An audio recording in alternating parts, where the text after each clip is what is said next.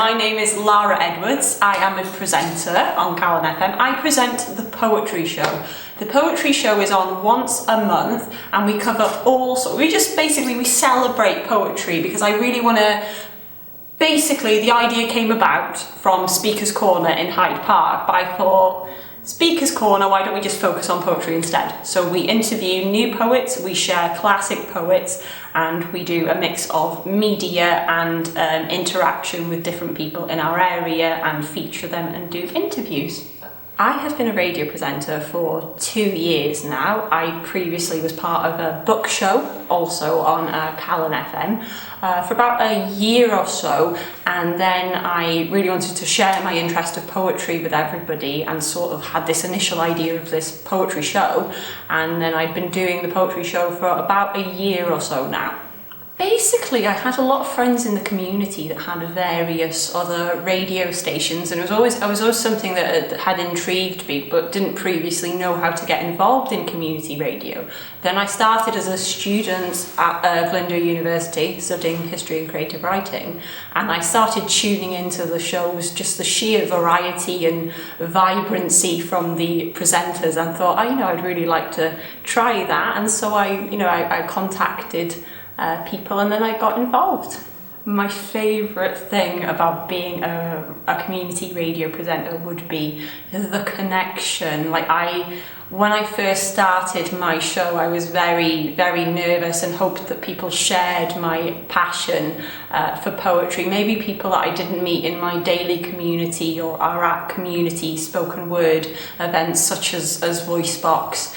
And I just wanted to share an hour a day with people to see how they would respond to it. And it was just connecting people from all sorts of different backgrounds, all sorts of different experiences, having this shared love. So that's one of my favourite things about it, I think.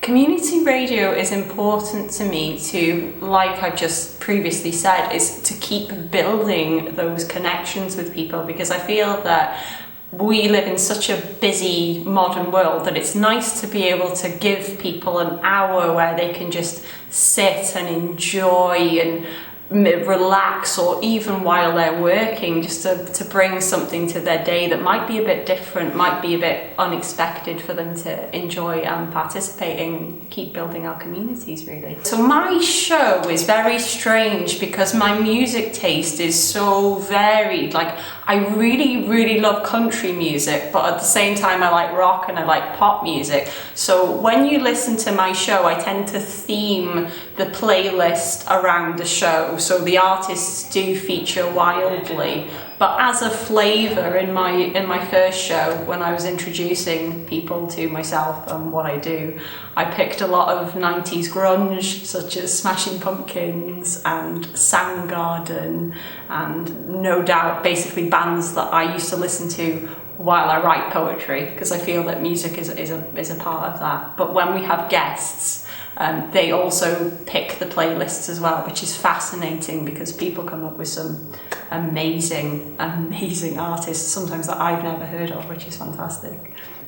I do a variety of things. I work in various industries, from libraries and heritage to publishing, and I do freelance work for different organisations as I have different skills as a photographer and a researcher and a writer and a mentor and workshop host. So I cover a variety of different forms of media and platforms, which is very interesting and very exciting. A fun fact about myself, so when I first started performing poetry, I was very, very nervous.